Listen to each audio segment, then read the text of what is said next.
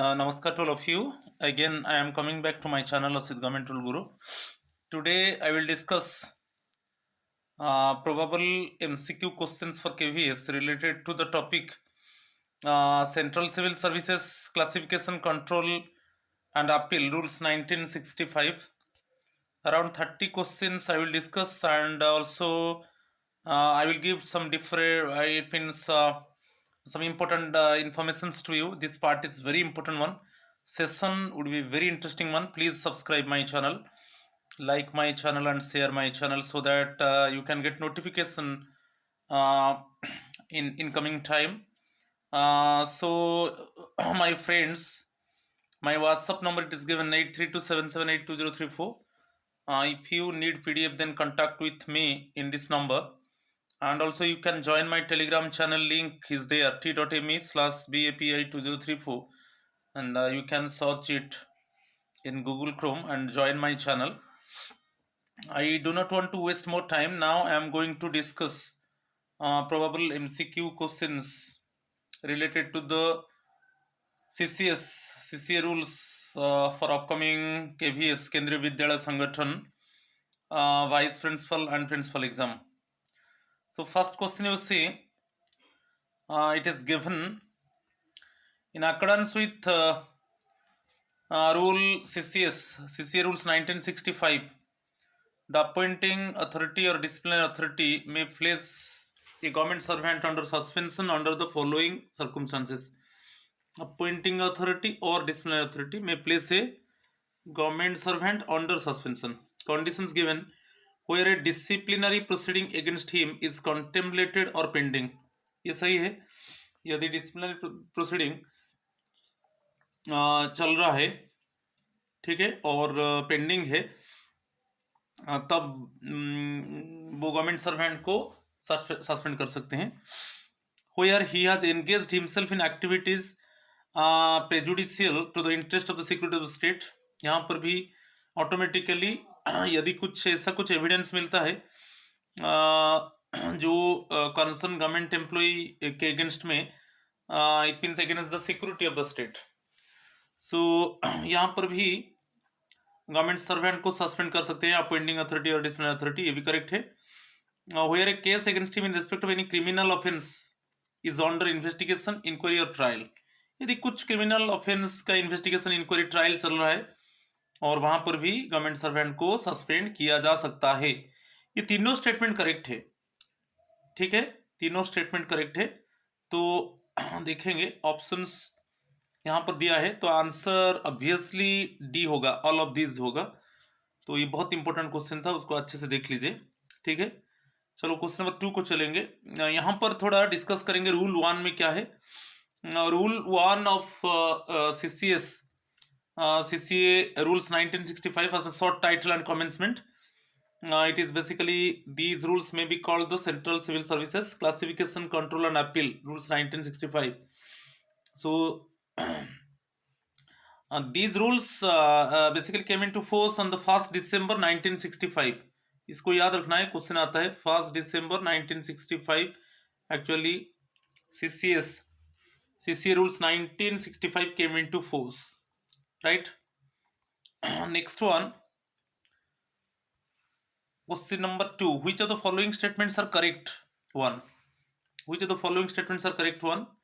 Related to the deemed suspension दिया है, मैंने automatically it means concern government employ को सस्पेंड माना जाएगा. डीम्ड सस्पेंशन वही है, कंसर्न गवर्नमेंट एम्प्लॉय को इट मीन्स वो मान लिया जाएगा कि वो अभी सस्पेंशन पीरियड में है, राइट. यहाँ पर दिया है ऑप्शंस, देखिए. Intermediate periods of imprisonment shall be taken into account for the purpose of counting 48 hours of conviction. तो ये तो करेक्ट है, ये मान लिया जाएगा कि वो उसका सस्पेंशन पीरियड चल रहा है. यदि वो इस मीन्स कंसर्न गवर्नमेंट एम्प्लॉय को बेसिकली वो अभी इम्प्रिजनमेंट में है, ठीक है, और वो टाइमिंग जो है ऑलरेडी क्रॉस 48 आवर्स, रिमेंबर.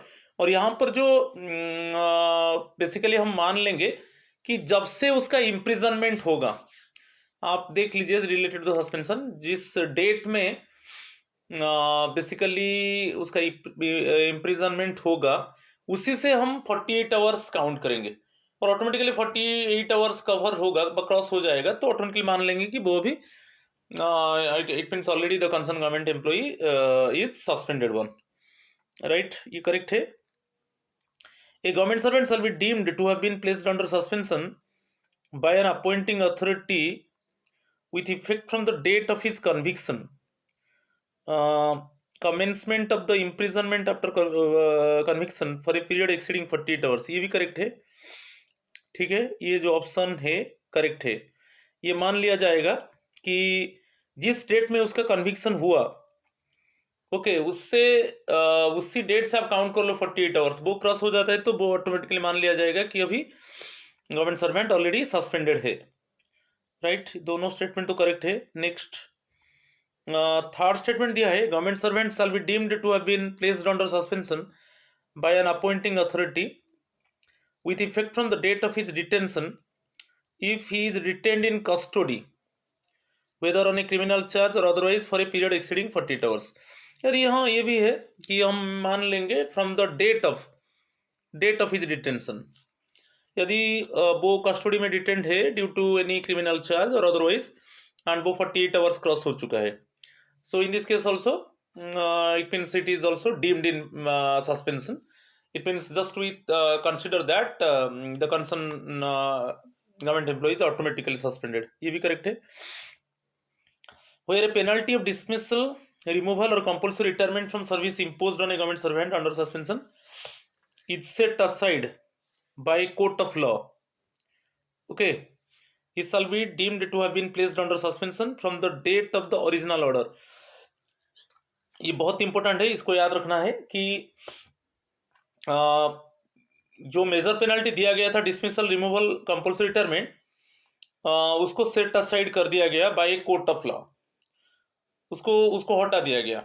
तो हटा देने से क्या है, जिस डेट में उसको ओरिजिनल ऑर्डर मिलेगा उसी डेट से गवर्नमेंट एम्प्लॉय ऑटोमेटिकली सस्पेंडेड होगा और फर्दर इंक्वायरी चलेगा, ठीक है। यदि already the government employ is in dismissal, removal और compulsory retirement, that type of penalty already imposed on him, but due to the court of law this type of penalty set aside by the court, then जिस date में order मिलेगा basically order issue होगा from the date of the original order, जिस date में original order issue होगा उसी date से मान लिया जाएगा कि गवर्नमेंट एम्प्लॉय अभी सस्पेंशन पीरियड में है, और ये तब तक चलेगा जब तक फिर फर्दर इंक्वायरी उसके ऊपर होगा, ठीक है।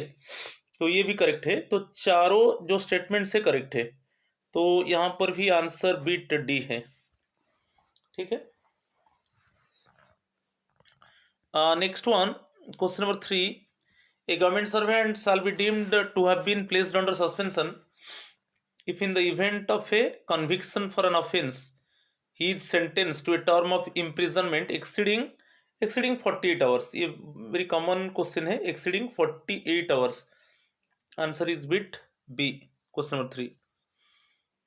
चलो क्वेश्चन नंबर, यहाँ पर इंटरप्रिटेशन कुछ डेफिनेशंस को देख लीजिए। Appointing authority, the authority empowered to make appointment to the post which the government servant for the timing hold, okay. Appointing authority actually अभी जो गवर्नमेंट सर्वेंट जो पोस्ट में है उसी पोस्ट में जो अथॉरिटी एक्चुअली अपॉइंटमेंट दिया था उन्हीं को हम अपॉइंटमेंट अथॉरिटी मानेंगे, ठीक है। तो डिसिप्लिनरी अथॉरिटी नेक्स्ट है, द अथॉरिटी कॉम्पिटेंट, और ये बहुत इंपॉर्टेंट है, उसके ऊपर क्वेश्चन आता है कि जो रूल 11 है वो पेनल्टी के ऊपर है। आप देख लीजिए सीसीए रूल्स 1965 में जो रूल 11 है वो रिलेटेड टू द पेनल्टी के ऊपर है, और यहाँ पर डिसिप्लिनरी अथॉरिटी क्या है, जिस अथॉरिटी का पावर है कि वो पेनल्टी इम्पोज कर सकता है under CCA rules 1965 rule 11, okay. जो रूल 11 में पेनल्टी है वो अथॉरिटी के पास एक्चुअली पावर है, the authority has empowered to impose it means penalty under rule 11, उन्हीं को हम डिसिप्लिनरी अथॉरिटी मानेंगे, ये इंटरप्रिटेशन में दिया है। नेक्स्ट यहाँ पर देख लीजिए एडहॉक डिसिप्लिनरी अथॉरिटी, यदि जो एक्चुअली डिसिप्लिनरी अथॉरिटी है उनका इन्वॉल्वमेंट नहीं हुआ डिसिप्लिनरी प्रोसीडिंग में, क्योंकि उनका केस के साथ लिंक है। यहाँ पर दे दीजिए where the prescribe disciplinary authority is और will be the complainant and और द मटेरियल विटनेस और डायरेक्टली। यहाँ पर क्या है, वो एक्चुअली वो कंप्लेनेंट हो सकते हैं कि वो विटनेस हो सकते हैं। तो इसी केस में वो तो डिसिप्लिनरी अथॉरिटी नहीं बनेंगे, तो इस केस में एक एडहॉक डिसिप्लिनरी अथॉरिटी को कंसिडर किया जाएगा, okay, according to the special order of the president to act as a disciplinary. तो यहाँ पर आपको याद रखना है, यदि जो डिसिप्लिनरी अथॉरिटी है, चाहे वो एक जो केस है उसके साथ बेसिकली वो एक विटनेस है और कि वो कंप्लेनेंट है, तो उस केस में उनको it means we should not kept him as a disciplinary authority. So in this case, actually in this special case, according to the special order of the president, the another person play the role of ad hoc disciplinary authority. ये इसके ऊपर भी question आ सकता है, उसको थोड़ा देख लीजिए। Head of the department for the purpose of exercising the powers as appointing, disciplinary, appellate और reviewing authority। तो जो हेड ऑफ द डिपार्टमेंट है उनका जो पावर है वो अपॉइंटिंग अथॉरिटी, उनको मान लिया जाएगा कि ये पावर है appointing, disciplinary, appellate, review authority, means the authority declared to be the head of the department under the fundamental and ये मानो फंडामेंटल एंड सप्लीमेंट्री रूल्स और the civil services regulations as the case में भी। ठीक है, वो head of the department वो appointing authority हो सकते हैं, डिसिप्लिन अथॉरिटी हो सकते हैं, अपीलेट अथॉरिटी हो सकते हैं, रिव्यूइंग अथॉरिटी हो सकते हैं। और ये जो हेड ऑफ द डिपार्टमेंट का ये जो डेफिनेशन है वो एक्चुअली FRSR जो फंडामेंटल एंड सप्लीमेंट्री रूल्स के हिसाब से है, राइट। ठीक है, head of the office for the purpose of exercising the powers as appointing, disciplinary, appellate और रिव्यूइंग अथॉरिटी, वो भी ये रोल प्ले कर सकते हैं। मीन्स द ये जो अथॉरिटी डिक्लेयर किया गया है वो under the GFR general financial rules के हिसाब से। GFR में ये क्लियरली मेंशन किया गया है कि हेड ऑफ द ऑफिस के पास पावर है, वो अपॉइंटिंग अथॉरिटी की, डिसिप्लिन अथॉरिटी की, अपीलेट अथॉरिटी की, रिव्यूइंग अथॉरिटी का रोल प्ले कर सकता है। ठीक है, और ये जो हेड ऑफ द ऑफिस के ऊपर ये जो डेफिनेशन है वो general financial according to general financial rules, okay. Next one, appellate authority, the authority specified in the schedule, इसको याद रखना है, और बाय जनरल ऑर्डर और special order of the president to whom on appeal against an order of suspension और any of the penalties. तो जिसको appeal किया जाता है, बेसिकली जो अपील होगा सस्पेंशन के ऊपर की पेनल्टीज के ऊपर, जिस अथॉरिटी को अपील किया जाएगा उसको हम अपीलेट अथॉरिटी मानेंगे। तो उनके पास पावर है, वो ही में कन्फर्म इट, उसको मॉडिफाई कर सकते हैं। जैसे हम अपील किया, जो हमारे ऊपर जो पनिशमेंट लगा है कि हमको सस्पेंड कर दिया गया, कि सपोज हमारे ऊपर जो पेनल्टी लगा हम उसके अगेंस्ट में हम अपील करेंगे, तो अपीलेट अथॉरिटी के पास पावर है कि वो उसको मॉडिफाई कर सकते हैं, उसको सेट असाइड मीन्स वो उसको हटा सकते हैं, और जो पेनल्टी है उसको रिड्यूस कर सकते हैं, कि पेनल्टी को एनहांस कर सकते हैं, कि एनी अदर पेनल्टी इम्पोज कर सकते हैं, कि डायरेक्ट करते हैं कि और फर्दर इंक्वायरी होगा। तो ये उनके पास पावर है। एक डी नोवो प्रोसीडिंग है, डी नोवो प्रोसीडिंग, जो अगेन उसका इंक्वायरी होता है, ओके। अपीलेट अथॉरिटी इंस्ट्रक्ट करते हैं कि और एक बार उसका इंक्वायरी होगा, तो ट्रायल चलेगा, उसको डी नोवो प्रोसीडिंग बोलेंगे। ठीक है, और यहाँ पर वो अपीलेट अथॉरिटी का ही पावर है, जब हम अपील करेंगे सस्पेंशन अगेंस्ट में, कि जो पेनल्टी हमारे ऊपर इम्पोज किया गया है, जो डिसिप्लिन अथॉरिटी इम्पोज किया है उसके अगेंस्ट में हम अपील करेंगे, तो जब अपील किया जाएगा तब क्या होगा ना, उनके पास जो अपीलेट अथॉरिटी के पास पावर है, उसको मॉडिफाई कर सकते हैं, उसको सेट असाइड कर सकते हैं, हटा सकते हैं जो भी पेनल्टी लगा है, कि उसको रिड्यूस कर सकते हैं, कि उसको पेनल्टी को एनहांस भी कर सकते हैं, एनी अदर पेनल्टी इम्पोज भी कर सकते हैं। ठीक है, और फर्दर इंक्वायरी के लिए भी वो ऑर्डर दे सकते हैं, right. Next one, revising authority, an authority may at any time either on his own motion or otherwise call for the records of any inquiry and revise any order made and तो उनका own motion होता है, उनका own decision होता है और कभी कभी वो जो इंक्वायरी रिकॉर्ड्स है उनको वो कॉल करते हैं और उसको एंड उसको रिवाइज करने के लिए उनके पास पावर है, वही है, उसको मॉडिफाई कर सकते हैं, सेट असाइड कर सकते हैं, रिड्यूस कर सकते हैं, एनहांस कर सकते हैं, ठीक है, उनके पास पावर है, वो खुद का डिसीजन ले सकते हैं, ठीक है, either it means according to his own motion और otherwise call the records and revise it. तो ये भी इंपॉर्टेंट है। Reviewing authority basically the president may at any time either on his own motion or otherwise review any order passed under the rules and may impose, enhance, reduce or set aside the orders issued। चाहे honourable president कर सकते हैं कि bye general और special order of the honourable president also any other authority can do it, right. ये सब definition को अच्छे से देख लीजिए। क्वेश्चन नंबर 4 को चलेंगे। In the event of an employee has been detained in custody by police for a period exceeding 48 years. जैसे एम्प्लॉय को डिटेन किया गया और अभी पुलिस कस्टडी में है और ये 48 आवर्स क्रॉस हो चुका है, तो ये मान लिया जाएगा कि वो अभी सस्पेंडेड है। यही आंसर इज बिट बी होगा, आंसर बिट बी होगा। He is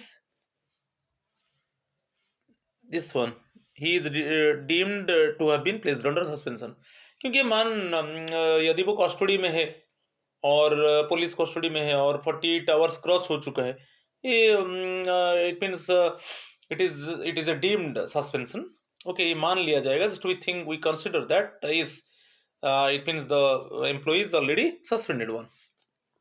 answer is bit B. Question number 5, deemed suspension of an employee means कि जब उसको हम ट्रीट करेंगे, कि एम्प्लॉय को ट्रीट किया जाएगा कि हाँ वो अभी इट मीन्स सस्पेंडेड है, कि उसका सस्पेंशन पीरियड चल रहा है। तो उसमें देख लीजिए 4 options. An employee suspension period is going to be completed. An employee is to be threatened regarding suspension. ये नहीं है, ये नहीं है। An employee is treated to have been placed under suspension, यही करेक्ट है। An employee is likely to be suspended in near future, ये नहीं है। कि ये हम डीम्ड सस्पेंशन यही है कि अभी एम्प्लॉय को ट्रीट किया जाता है कि वो अभी सस्पेंडेड है, एम्प्लॉय का सस्पेंशन पीरियड चल रहा है, मान लिया जाएगा कि वो अभी सस्पेंडेड है। क्वेश्चन नंबर 6 को देखेंगे। तो सस्पेंशन एक एक्चुअली पेनल्टी नहीं है, गोटे एक temporary period of time, only for temporary period of time duty is withdrawn, नहीं। तो temporary detachment of service suspension, right answer is bit D. Question number 7 चलेंगे। All appointments to central civil services group A and civil post group A shall be made by the group A post means president, honorable president, answer is bit B। all appointment other जो है जो groups है जैसे group B group सी, उनका appointment actually appointing authority करता है, मगर चाहे जो ये जो ग्रुप आएंगे ग्रुप बी की ग्रुप सी की ग्रुप डी, यहाँ पे अपॉइंटिंग अथॉरिटी होता है, मगर यहाँ पर क्या है ऑनरेबल प्रेसिडेंट। और कभी कभी क्या होता है ना, बाय जनरल और special order of the honourable president any other authority also appoint group A officer, but basically actually the president, right answer is bit B. Good and sufficient reason to impose penalty has been provided under which rule of. तो जो penalty होता है, minor penalty major penalty जो impose होगा वो basically rule 11 penalty के ऊपर है और रूल 10 जो है वो सस्पेंशन के ऊपर है, ठीक है। तो यहां पर आंसर मिल गया, it is rule 11, answer bit C. Question number 8 चलो, रूल थोड़ा एप्लीकेशन देखेंगे। एप्लीकेशन में हम पता करेंगे कि किन के लिए ये रूल अप्लाई नहीं होगा और किन के लिए अप्लाई होगा। बेसिकली जो government servant including every civilian government servant in the defence services, जो डिफेंस सर्विसेज में जो सिविलियन गवर्नमेंट सर्वेंट है इंक्लूडिंग अदर गवर्नमेंट सर्वेंट, ठीक है, other central government servant, but shall not apply to, किसके लिए अप्लाई नहीं होगा, रेलवे सर्वेंट उनके लिए अप्लाई नहीं होगा, all India services any member, उनके लिए एप्लीकेबल नहीं होगा। चलो, एनी पर्सन कैजुअल एम्प्लॉयमेंट नहीं होगा, कि एनी पर्सन को वर्क बेसिकली जॉब से डिस्चार्ज कर दिया जाएगा लेस देन 1 मंथ। बेसिकली हम 1 month before we should have given we should send one notice 1 month before for resignation, but here क्या है, any person subject to discharge from service on less than 1 month's notice, okay उनके लिए भी ये rule applicable नहीं है। Any person for whom special provision is made, locally recruited staff in missions abroad, extra departmental agents in P&T department, तो इनके लिए applicable नहीं है। ओके, तो इसको अच्छे से देख लीजिए, क्वेश्चन एक आ सकता है। Then which rule under CCA rules 1965 deals with the classification of services। Classification of services actually rule 4 में है, और सर्विसेज जो है वो बेसिकली 4 टाइप से, ग्रुप ए और group B, group C and group D services के हिसाब से 4 ग्रुप है। ठीक है, तो answer is bit B, it is rule 4 में मेंशन किया गया है। अब देख लीजिए, central civil services classification control appeal rules 1965 का रूल 4 देख लीजिए। ठीक है, क्वेश्चन नंबर 10 बहुत इजी है। CCA rules came into effect from 1 December 1965, right, तो आंसर इज बिट सी। यहाँ पर देख लीजिए classification of services, the civil services of the union shall be classified as central civil services group A, group B, group C and group D. ठीक है, question number 11, whether disciplinary proceedings can be initiated against a government servant for the misconduct allegedly committed at the time when he was not a government servant। जब वो government servant नहीं था उस समय कुछ misconduct किया था, मगर अभी गवर्नमेंट जॉब में है और अभी पता चला कि वो जब गवर्नमेंट सर्वेंट नहीं था तब उसका एगेंस्ट में कुछ एलिगेशन था, क्या अभी उसके ऊपर डिसिप्लिनरी प्रोसीडिंग चलेगा? वही क्वेश्चन पूछा है कि पहले अभी गवर्नमेंट जॉब में है, जब वो गवर्नमेंट जॉब में नहीं था तब उसका एगेंस्ट में कुछ मिसकंडक्ट एलिगेशन था, तो अभी वो गवर्नमेंट जॉब में है, क्या वो जो एलिगेशन उसका एगेंस्ट में था उसके ऊपर डिसिप्लिनरी प्रोसीडिंग चलेगा? चलेगा। Answer is bit A, can be initiated. ठीक है, ये चलेगा। यदि आपको याद रखना है कि वो गवर्नमेंट जॉब में नहीं था और it means allegation was made against him related to any type of misconduct and now he is in government job and it is detected. So question is asking whether disciplinary proceeding would be initiated or not. Yes, can be initiated. Answer is bit A. Very important one. Question number 12. Who is the disciplinary authority within the meaning of CCA rules 1965? इसको मैं बताया था कि जो rule 11 penalty के ऊपर है, जिस अथॉरिटी के पास पावर है कि वो पेनल्टी इंपोज कर सकता है, उसी अथॉरिटी को हम डिसिप्लिनरी अथॉरिटी मानेंगे। तो answer is bit C, authority competent to impose penalty under rule 11 of CCA rules 1965। Answer is bit C. Rule 5 में देखेंगे कॉन्स्टिट्यूशन ऑफ, इसको याद रखना है, constitution of central civil services, ये बहुत इंपॉर्टेंट है। सपोज ये रूल के ऊपर क्वेश्चन आ सकता है क्योंकि अभी बीट्स दे देता है, which one is correct one, which one is incorrect one, that type of question is asking. तो जो रूल 5 है CCA रूल्स 1965, वो related to the constitution of civil services, और ये जो ग्रुप है, group A, group B, group C, group D, ये जो सर्विसेज है वो शेड्यूल में मेंशन किया गया है। ठीक है, specified in the schedule, right. चलो क्वेश्चन नंबर 13 को चलेंगे। What should an inquiry authority conducting an inquiry under Rule 14 of CCA Rules 1965 when an application is made against his appointment on the ground of bias? Suppose अभी क्या है, inquiry authority के against में अभी application डाला गया कि वो अभी जो इंक्वायरी कर रहा है उसमें बायस है. That type of application actually it means written against the inquiry authority that now he is doing inquiry, and in inquiry actually it means his attitude is like is bias like. तो इस case में क्या होगा, तो inquiry को hold कर दिया जाएगा. आपको याद रखो, इंक्वायरी को होल्ड कर दिया जाएगा और वो एप्लीकेशन को फॉरवर्ड कर दिया जाएगा रिव्यूइंग अथॉरिटी को. उसको रिव्यू अथॉरिटी रिव्यू करेंगे कि जो एप्लीकेशन ये डाला गया है कि the what type of allegation actually now it is made against the inquiry authority, whether it is authentic one or not. In application it is clearly mentioned that in inquiry actually his approach is biased one, so that allegation actually made. So ये case में actually आपको याद रखना है, inquiry को hold कर दिया जाएगा, ठीक है, और एप्लीकेशन को फॉरवर्ड कर दिया जाएगा रिव्यूइंग अथॉरिटी को. वही है. अब देख लीजिए, answer is bit A. The IA inquiry authority should stay the inquiry, inquiry को बंद कर दिया जाएगा एंड वो एप्लीकेशन को फॉरवर्ड कर दिया जाएगा रिव्यूइंग अथॉरिटी को फॉर ऑर्डर्स. बहुत इंपॉर्टेंट क्वेश्चन है ये. Question number 13. तो क्वेश्चन नंबर 14 को चलेंगे. Whether the penalty of reduction to a lower stage in the time scale.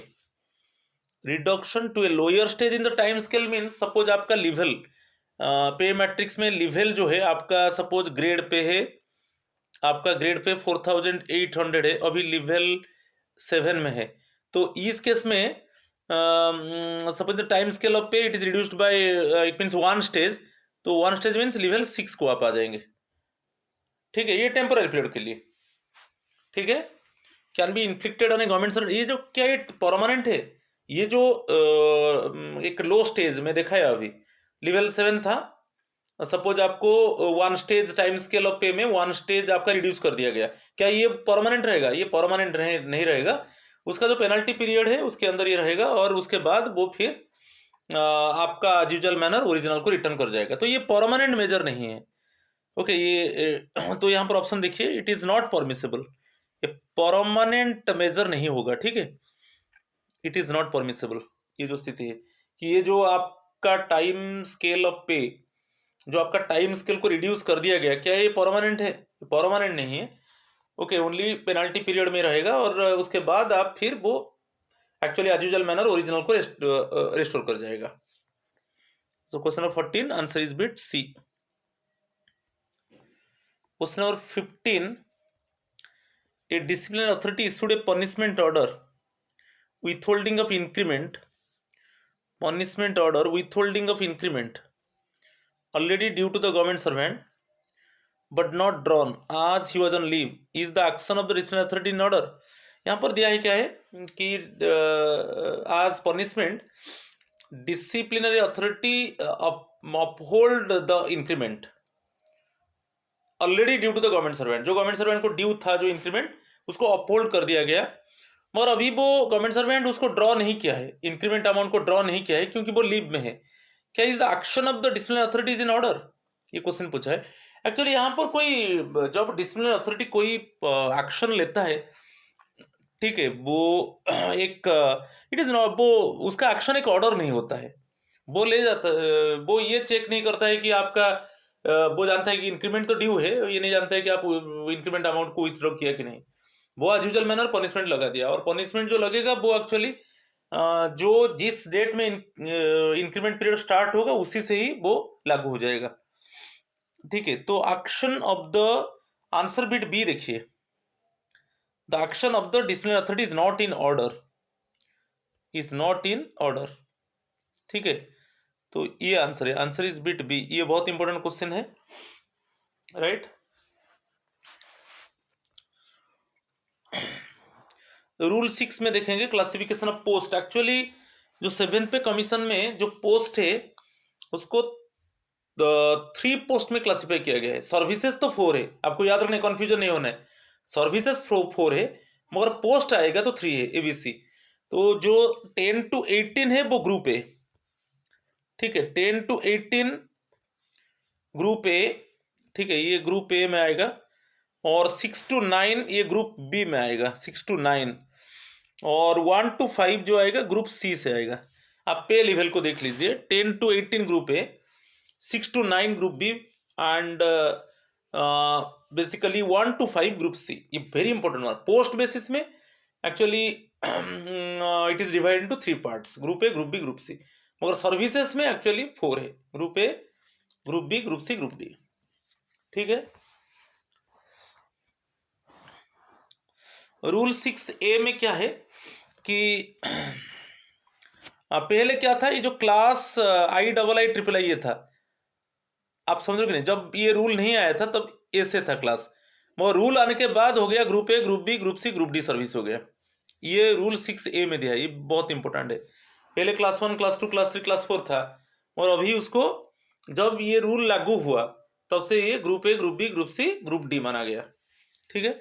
और रूल 7 जो है, related to general central service, central civil post of any group, central civil post of any group not included in any other central civil service shall be deemed to be included in the general central service of the corresponding group। आपको याद रखना है, उस central civil post of group not included in the, ये CCS में include नहीं हुआ था। ऐसा कुछ सेंट्रल सिविल पोस्ट है जो ये सीसीएस में इंक्लूड नहीं हुआ है, तो उसको मान लिया जाएगा कि वो जनरल सेंट्रल सर्विस ग्रुप में है। ठीक है। इसका हेडिंग को देख लीजिए, general central service, actually rule 7। ठीक है। क्वेश्चन 16 को देखेंगे। A government servant shall not take the assistance of another government servant in the inquiry under rule 14 of the CCS rules 1965 where such an assistant government servant has pending disciplinary cases on hand। आपको याद रखना है, हम कोई government servant को defence assistant के आकार में अपॉइंट कर सकते हैं। Okay, basically the charged officer can appoint the government servant as a defense assistant। हम रिटायर्ड को भी कर सकते हैं और प्रेजेंट गवर्नमेंट सर्वेंट को कर सकते हैं। ठीक है। मगर जब government servant actually simultaneously the concern government servant play the role of defence assistant in 3 cases, यदि उसके पास ऑलरेडी 3 केसेस है, क्योंकि वो साइमल्टेनियसली वो ये काम कर रहा है, ऑलरेडी उसके पास 3 केसेस है, तो और एक केस वो नहीं ले सकता। तो वही है 3 cases, answer is bit B, 3 cases. ठीक है, 3 cases, answer is bit B at a time under rule 10 and rule 14। और रिटायर्ड है तो 7 केसेस। यदि रिटायर्ड एम्प्लॉय को लेंगे, सो इट मीन्स वो कितना केसेस को हैंडल कर सकता है, 7 केसेस को साइमल्टेनियसली। मगर यदि वो प्रेजेंट गवर्नमेंट सर्वेंट को लेंगे, वो कितना इट मीन्स इंक्वायरी में एक्चुअली डिफेंस असिस्टेंट का रोल प्ले करेगा ना, 3 साइमल्टेनियसली 3 केसेस में वो डिफेंस असिस्टेंट का रोल प्ले कर सकता है। और सिमिलरली रिटायर्ड एम्प्लॉय जो है वो 7 केसेस में साइमल्टेनियसली डिफेंस असिस्टेंट का रोल प्ले कर सकता है। ठीक है। तो answer is bit B. Question 17, what is the maximum time limit? What is the maximum time limit within which the appellate authority can call for the records of any inquiry and revise any order? तो जो appellate authority है उसके पास power है, okay, वो कभी भी inquiry जो report को मंगा सकता है और उसको रिवाइज कर सकता है। तो मैक्सिमम टाइम लिमिट क्या है? What is the maximum time limit within which the appellate authority can call for the records of any inquiry and revise any order made under CCS rules 1965? Very important question. Within 6 months, answer is bit D। तो 6 months जो time, maximum time limit 6 months है। Within 6 months actually the appellate authority can call the records and it means revise any order। Okay, मगर ये जो होगा, जो time limit रहेगा within 6 months रहेगा। Answer is bit D.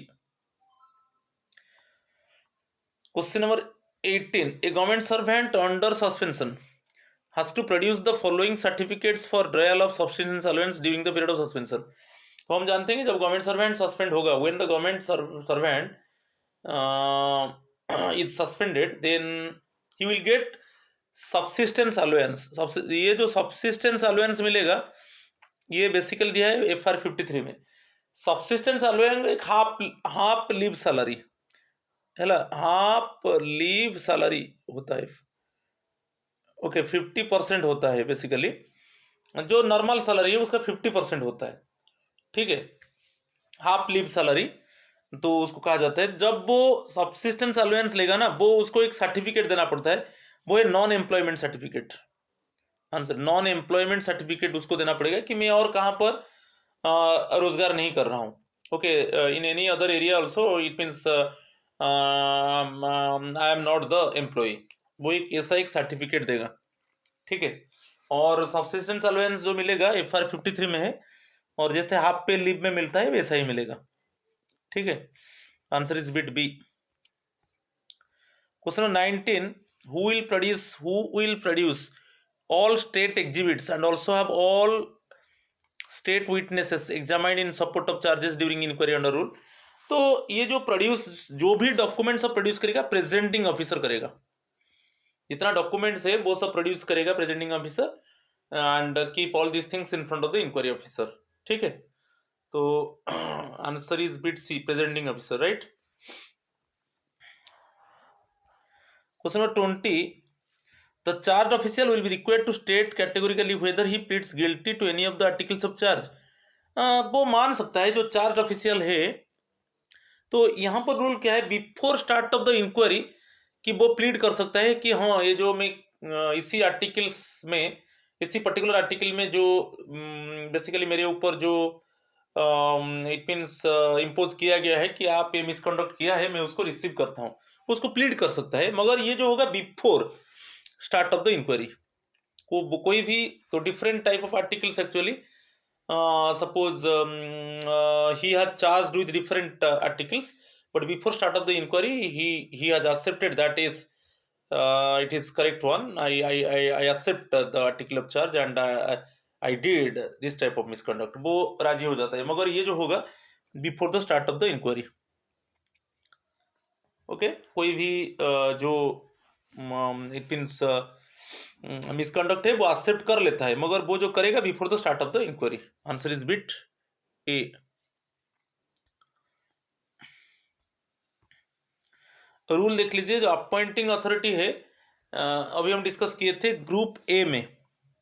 Basically group A में जो ग्रुप ए पोस्ट है उसको अपॉइंटमेंट देते हैं ऑनरेबल प्रेसिडेंट, और according to the instruction of the honourable president, according to the general और special order of the honourable president also, any other authority can appoint group A servant. Similarly group B C D वो appointing authority होते हैं। और यहाँ पर दिया है कि provided that the president may by general और special order and subject to such conditions has he may specify in such order delegate to any other authority power to make such appointment. तो उनको और कोई authority को वो general और special order के द्वारा एनी अदर अथॉरिटी को पावर दे सकते हैं कि जो ग्रुप ए एम्प्लॉय को अपॉइंटमेंट देने के लिए। और ग्रुप बी सी डी है, उनका जो अथॉरिटी होता है वो अपॉइंटिंग अथॉरिटी होता है, ठीक है। डेलीगेशन टू एडमिनिस्ट्रेटर्स आपको याद रखना है, जैसे गोवा, दामन एंड दीव, दादरा एंड नगर हवेली अभी मर्ज हो चुका है, तो उसमें जो एडमिनिस्ट्रेटर है वो ग्रुप ए एम्प्लॉय को एक्चुअली रिक्रूट करेंगे, okay, administrator. Similarly Arunachal Pradesh Mizoram में भी administrator, Andaman and Nicobar islands में भी एडमिनिस्ट्रेटर। एडमिनिस्ट्रेटर्स के पास पावर है कि वो ग्रुप ए एम्प्लॉय को अपॉइंटमेंट दे सकते हैं। और यहाँ पर दिया है कि प्रोवाइडेड दैट में, देखिए यहाँ पर कुछ केस में क्या है ना, सेंट्रल गवर्नमेंट का अप्रूवल चाहिए, अप्रूवल ऑफ द सीजी चाहिए। कब ना, जब चीफ सेक्रेटरी, फाइनेंस सेक्रेटरी कि inspector general of police, development commissioner, तो इस तरीके का पोस्ट को जब अपॉइंटमेंट दिया जाएगा तब सेंट्रल गवर्नमेंट का अप्रूवल होना चाहिए। मगर जो यूनियन टेरिटरी आप देखा, दामन दीव, दादर एंड नगर हवेली की, अंडमान एंड निकोबार आइसलैंड्स, यहाँ पर जो ग्रुप ए पोस्ट है, according to the instruction of the honourable president, okay, the administrator has power, okay, to give appointment, okay, to group A officers, but some cases actually approval of the central government चाहिए, ठीक है। चलो, the CVC, central vigilance commission, should be consulted in the following cases। जब कोई gazetted officer against में vigilance case, it means हम ये expect करते हैं कि हाँ ये गेजेटेड ऑफिसर से और उसका अगेंस्ट में कुछ विजिलेंस केस है, तब इस केस में CVC central vigilance commission should be consulted in the following cases. Okay, in the vigilance cases relating to gazetted officers. Answer is bit C. So question number 22. During the inquiry officer should follow the prescribed procedure. Inquiry officer का procedure क्या है? Inspection of original documents produced in support of the charges, ये correct है. Examination and cross examination of witnesses, ये भी correct है. तो both A and B. Answer is bit C. Very common question, both A and B. कि जो inquiry officer है वो ओरिजिनल रिकॉर्ड्स को इंस्पेक्ट करेगा और बेसिकली इट मीन्स एग्जामाइन करेगा, examination cross examination of witnesses produced on behalf of the disciplinary authority. जो disciplinary authority के तरफ से जो विटनेसेस है उनको एग्जामाइन करेगा. Okay, by the inquiry officer. तो दोनों करेक्ट है, दोनों है प्रोसीजर है इंक्वायरी ऑफिसर का. ठीक है, तो answer is bit C. 23. Why the inquiry officer's report should be examined by the competent disciplinary authority. कब, क्यों, ये जो कारण है, for what reason actually the inquiry report of the inquiry officer examined by the competent disciplinary authority. कि वो ये सोचता है कि जो इसीलिए वो रिकॉर्ड को अच्छे से चेक करता है, इंक्वायरी रिपोर्ट को चेक करता है डिसिप्लिनरी अथॉरिटी, कि जो चार्जेस एक्चुअली लगाया गया था, what type of charges actually established according to this actually inquiry report prepared or not. ठीक है, whether the recommendations of the inquiry officer should be accepted.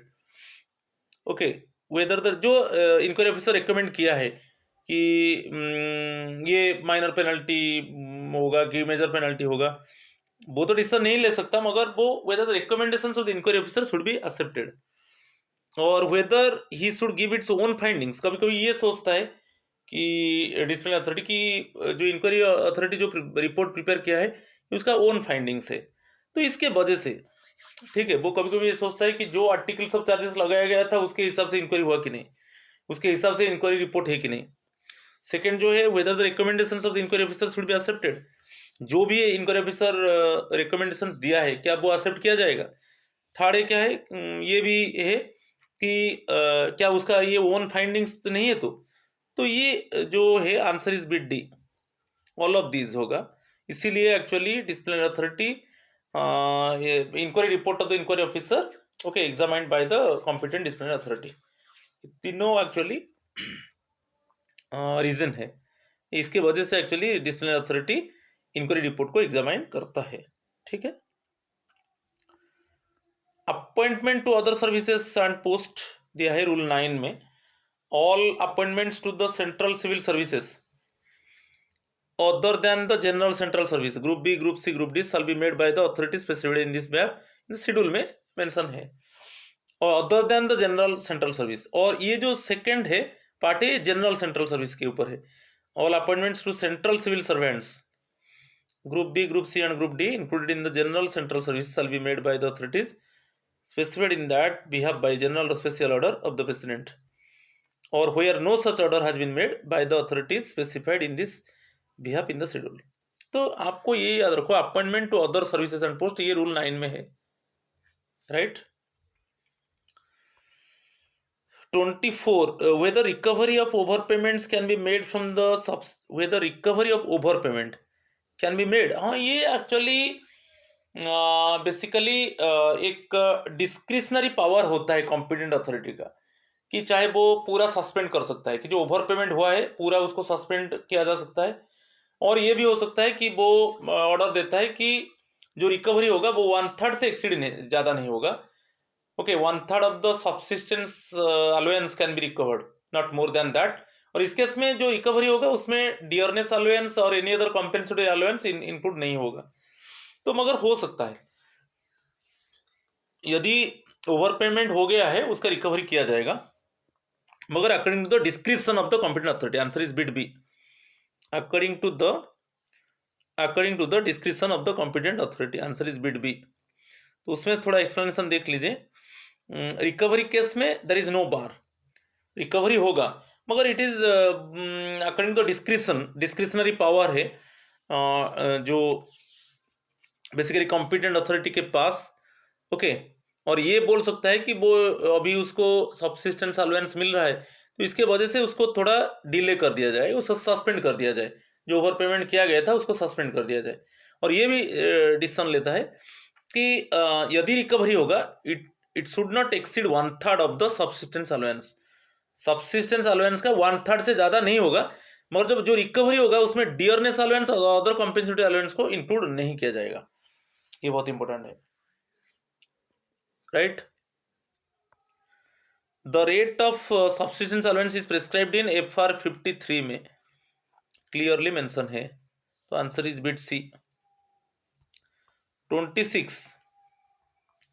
The authorities competent to impose penalties on the members of B and D services are mentioned in Rule 11. अब rule 11 देखिए, उसमें clearly mention है, okay, जो competent authority के पास power है कि वो penalty impose कर सकता है, ठीक है। Answer is bit C, right. चलो सस्पेंशन के ऊपर देखेंगे थोड़ा कुछ इंपॉर्टेंट पॉइंट्स। सस्पेंशन रूल 10 है, फर्स्ट इसको याद रखना है, ये रूल 10 जो है वो सस्पेंशन के ऊपर है। Where the order of the suspension is made by an authority lower than the appointing authority से एक अथॉरिटी जो सस्पेंड किया वो लोअर अथॉरिटी है, ओके। इट मीन्स अथॉरिटी, यहां पर आपको याद रखना है, जो authority basically it is the subordinate of appointing authority, okay. Rank is below than the appointing authority. यहाँ पर जो लोअर अथॉरिटी है वो सस्पेंड करता है तो वो इन्फॉर्म करेगा, ओके, वो क्यों सस्पेंड किया एम्प्लॉय को, किस सर्कमस्टांस में एम्प्लॉय को सस्पेंड किया, वो एक्चुअली अपॉइंटिंग अथॉरिटी को इन्फॉर्म करेगा। कौन? जब lower authority, it means subordinate of appointing authority, if he suspend any employee then immediately he must inform to the appointing authority that under this circumstances actually I have suspended this employee, ठीक है। ये बहुत important है। और next है where a penalty of dismissal, इसको बता चुका हूँ। यदि कोई पेनल्टी, मेजर पेनल्टी लगाया गया, डिसमिसल, रिमूवल, कंपल्सरी रिटायरमेंट, और उसके अगेंस्ट में अपील गया, और अपील जब किया गया तब सस्पेंशन को सेट असाइड कर दिया गया, ओके। अपील में, ओके, ये जो डिसमिसल, रिमूवल और कंपल्सरी रिटायरमेंट को सेट असाइड कर दिया गया, तो इस केस में इसको फिर ऑटोमेटिकली कौन सा डेट से गवर्नमेंट एम्प्लॉय को, इट मीन्स सस्पेंडेड एम्प्लॉय क्या कर में हम देखेंगे, तो यही क्वेश्चन है। तो आपको यहाँ पर याद रखना है, यदि when it means already penalty has imposed on the charged officer like dismissal, removal or compulsory retirement, but through appeal this type of actually charge set aside, ठीक है, this type of charge removed, and when the original order issued, when the original order issue ना, उसी date से फिर वो concerned employee must be suspended and again further inquiry would be initiated, ठीक है, समझ में आएगा। तो यहाँ पर देखना है ओरिजिनल ऑर्डर, जिस डेट में ओरिजिनल ऑर्डर इशू होगा, from the date of original order, तब उसी से डेट से क्या होगा ना, ऑटोमेटिकली उसको सस्पेंशन माना जाएगा और फिर फर्दर इंक्वायरी होगा, ठीक है। यदि कोर्ट ऑर्डर पास करता है तब उसके और फर्दर इंक्वायरी नहीं होगा।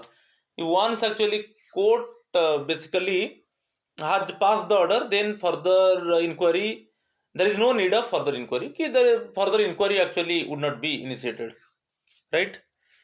तो ये भी बहुत इंपॉर्टेंट है। ऑर्डर्स ऑफ सस्पेंशन मेड और deemed to have been made under this rule shall continue to remain in force. तो जब तक ये सस्पेंशन चलेगा, जब तक उसको मॉडिफाई की रिवोक नहीं किया गया, तब तक चलेगा। और नेक्स्ट है where a government servant is suspended or resumed to have been suspended and any other disciplinary proceeding is come. अच्छा, यहाँ पर क्या है, ऑलरेडी एक डिसिप्लिनरी प्रोसीडिंग चल रहा है, ओके, और उसके बाद एक fresh it means disciplinary proceeding initiate हुआ। ऑलरेडी एक डिसिप्लिनरी प्रोसीडिंग चल रहा है और गवर्नमेंट एम्प्लॉय अभी सस्पेंशन में है, ओके, उसी में एक मिडिल में और एक डिसिप्लिनरी प्रोसीडिंग चला कि और एक एलिगेशन आ गया वही द सेम गवर्नमेंट एम्प्लॉय के अगेंस्ट में, तो तब तक सस्पेंशन चलेगा जब तक जो भी it means articles of charge लगाया गया है वो जब तक क्लियर नहीं होगा जब तक वो डिसिप्लिनरी प्रोसीडिंग खत्म नहीं होगा, क्योंकि एक चल रहा था और एक मिडिल में और एक आ गया, तो ये पूरा खत्म जब तक नहीं होगा तब तक वो जब तक डिसिप्लिनरी प्रोसीडिंग खत्म नहीं होगा तब तक वो इट मीन्स सस्पेंड होकर रहेगा कंसर्न गवर्नमेंट एम्प्लॉय, ठीक है, वही चीज दिया है। The authority competent to place him under suspension may for reasons to be recorded by him in writing direct that the government servants shall continue to be under suspension until the termination of all or any such proceedings। तो यहां पर याद रखना है, एक proceeding चल रहा था, खत्म नहीं हुआ है, और एक डिसिप्लिनरी प्रोसीडिंग इनिशिएट हो गया, तो रूल बोल रहा है कि ये competent authority it means record the reason and the government employee it means should be suspended, okay, until all the until termination of all the proceedings। An order of suspension made or deemed to have been made under this rule may at any time be modified। हाँ, जो suspension है ना उसको modify और revoke किया जा सकता है, ओके, और किसके द्वारा होगा ना, सपोज अपॉइंटिंग अथॉरिटी के हिसाब से, suppose according to the instruction of the appointing authority the concern government employee suspended, और ये जो अथॉरिटी होगा it means superior authority, it means authority is in higher position than appointing authority. यहाँ पर जो मॉडिफिकेशन रिवोक होगा तो यहाँ पर जो अथॉरिटी होगा वो जो अथॉरिटी का इंस्ट्रक्शन में सस्पेंड किया गया था उससे हायर होना चाहिए, वो एक्चुअली मॉडिफाई कर सकते हैं, रिवोक कर सकते हैं। यहाँ पर याद रखना है basically the authority who suspended the employee, उनके द्वारा मॉडिफाई रिवोक हो सकता है, ठीक है, नहीं इसमें जो है by the authority which made और is deemed to have made the order और बाय एनी अथॉरिटी। अच्छा, वही दिया है क्लियर कि सपोज अपॉइंटिंग अथॉरिटी के ऑर्डर से कंसर्न गवर्नमेंट एम्प्लॉय को सस्पेंड कर दिया गया, तो अपॉइंटिंग अथॉरिटी के पास पावर है कि वो मॉडिफाई और रिवोक कर सकते हैं, और जो अथॉरिटी होगा वो अपॉइंटिंग अथॉरिटी से हायर होगा, और जो अथॉरिटी होगा वो अपॉइंटिंग अथॉरिटी से हायर होगा, ठीक है, समझ में आ रहा है कि नहीं? तो ये भी बहुत इंपॉर्टेंट है, इसको थोड़ा याद रखिए। नेक्स्ट पार्ट चलेंगे। An order of suspension made or deemed to have been made under this rule shall be reviewed by the authority which is competent to modify or revoke the suspension before expiry of 90 days दिया है। 90 days पहले जिस date में उसको suspend किया गया था उससे आप काउंट कर लो, 90 डेज के अंदर रिव्यू किया जाएगा, एक रिव्यू कमिटी कंस्टिट्यूट किया जाएगा और उसके हिसाब से वहां पर डिसाइड होगा कि आइदर सस्पेंशन पीरियड को रिमूव कर दिया जाए और उसको एक्सटेंशन कर दिया जाए। यदि वो एक्सटेंड होगा तो 180 डेज से ज़्यादा नहीं होगा, एक बार 180 डेज से ज़्यादा नहीं होगा, ठीक है। An order of suspension made or deemed to have been made shall not be valid, तो ऑटोमेटिकली 90 डेज के अंदर रिव्यू होना चाहिए। यदि 90 डेज के अंदर रिव्यू नहीं हुआ, ऑटोमेटिकली 90 डेज के बाद वो ये मान लिया जाएगा कि अभी सस्पेंशन जो था वो रिमूव कर दिया गया। यदि वो 90 डेज के अंदर रिव्यू नहीं होगा और 90 डेज क्रॉस हो जाएगा, ऑटोमेटिकली जो सस्पेंशन ऑर्डर था वो रिमूव हो जाएगा। और एक है, if the government servant continues to be under suspension at the time of completion of 90 days complete हो गया है ठीक है, मगर फिर भी गवर्नमेंट एम्प्लॉय सस्पेंशन है। क्यों है? क्योंकि वो अभी डिटेंशन में है। कभी गवर्नमेंट एम्प्लॉय कस्टडी में है कि डिटेंशन में है, तो 90 डेज क्रॉस होने के बाद भी वो ऑटोमेटिकली डीम्ड सस्पेंशन में रहेगा। तो कब फिर हम 90 डेज को काउंट करेंगे ना? 90 डेज कब काउंट होगा ना? जब गवर्नमेंट सर्वेंट को रिलीज कर दिया जाएगा डिटेंशन में, और वो रिलीज होने के बाद वो इन्फॉर्म करेगा, इसको अपॉइंटिंग अथॉरिटी को इन्फॉर्म करेगा, व्हिच एवर लेटर, जो बाद में आएगा। एक है वो रिलीज होगा, और एक है रिलीज होकर वो अपॉइंटिंग अथॉरिटी को इन्फॉर्म करेगा। जो भी दोनों में बाद होगा उसी से 90 डेज काउंट होगा। ठीक है, ये भी बहुत इंपॉर्टेंट है।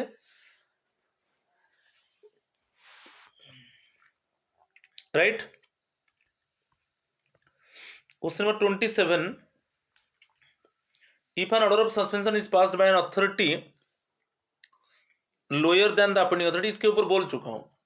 सपोज अपॉइंटिंग अथॉरिटी का सबऑर्डिनेट, अपॉइंटिंग अथॉरिटी का सबऑर्डिनेट ने क्या किया? गवर्नमेंट एम्प्लॉय को सस्पेंड कर दिया। जब सस्पेंड किया तब वो इन्फॉर्म करेगा अपॉइंटिंग अथॉरिटी को कि कौन सा सर्कमस्टांस में वो बेसिकली उसको सस्पेंड किया। तो इसके लोअर अथॉरिटी केस में ये होगा। ओके, यदि कोई गवर्नमेंट एम्प्लॉय को सस्पेंड किया जा सकता है लोअर अथॉरिटी के द्वारा, तो वो लोअर अथॉरिटी क्या करेगा? जो एक्चुअल अथॉरिटी है, जिसके पास पावर है सस्पेंड करने के लिए, उनको इन्फॉर्म करेगा कि ये कंसर्न गवर्नमेंट एम्प्लॉय को सस्पेंड कर दिया गया इसी सर्कमस्टांस में।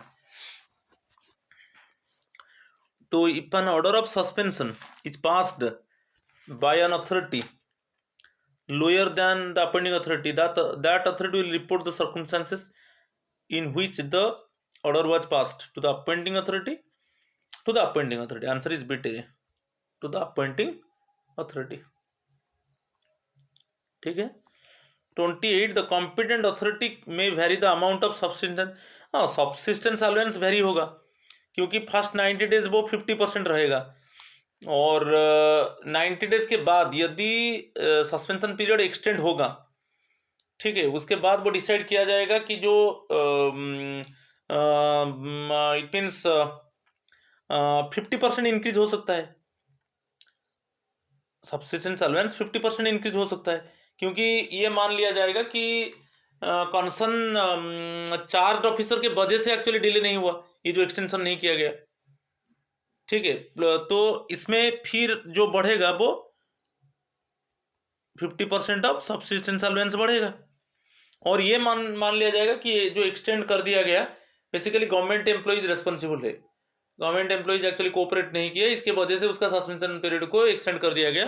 और इसमें क्या होगा ना, माइनस जो सब्सिस्टेंस अलाउंस मिल रहा था उसका 25% मिलेगा, 50% रिड्यूस कर दिया जाएगा। ठीक है, तो इट मे बी इंक्रीज्ड और डिक्रीज्ड और अलाउड टू रिमेन अनअल्टर्ड, वो अनअल्टर्ड हो सकता है और इंक्रीज डिक्रीज हो सकता है।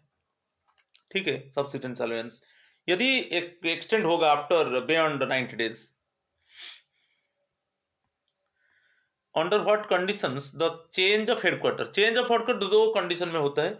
एक है request of the suspended officer, suspended officer request किया, मगर वहां पर क्या होगा, जो कॉम्पिटेंट अथॉरिटी है वो डिटेक्ट करेगा कि इसके वजह से एक्चुअली इंक्वायरी में कोई हैम्पर नहीं हुआ। हेडक्वार्टर यदि चेंज होता है तो उस केस में इंक्वायरी हैम्पर नहीं होगा कि गवर्नमेंट को कोई एक्स्ट्रा एक्सपेंडिचर बियर करना नहीं पड़ेगा, तो उस केस में वो अलाउ कर सकता है। और एक पीरियड है in the interest, in the public interest, in case of public interest, दोनों करेक्ट है। इसी केस में हेडक्वार्टर चेंज हो सकता है, तो आंसर इज बिट सी। आज का last question, which article of the Constitution of India has necessarily to be studied thoroughly by all the authorities who have been vested with disciplinary powers। ये जो article है article 311 है, article 311 है कि in proper way actually the inquiry should be conducted and then in authentic manner actually the penalty should be imposed. Okay, so unnecessarily it means the government employees should not be suspended, or it means without any authentic reason the government employee any type of penalty should not be imposed। तो ये जो article 311 answer is bit सी, अब देख लीजिए और उसका जो next part आएगा हम और कुछ इंपॉर्टेंट क्वेश्चंस डिस्कस करेंगे related to the classification control appeal. ठीक है, आज इतना ही।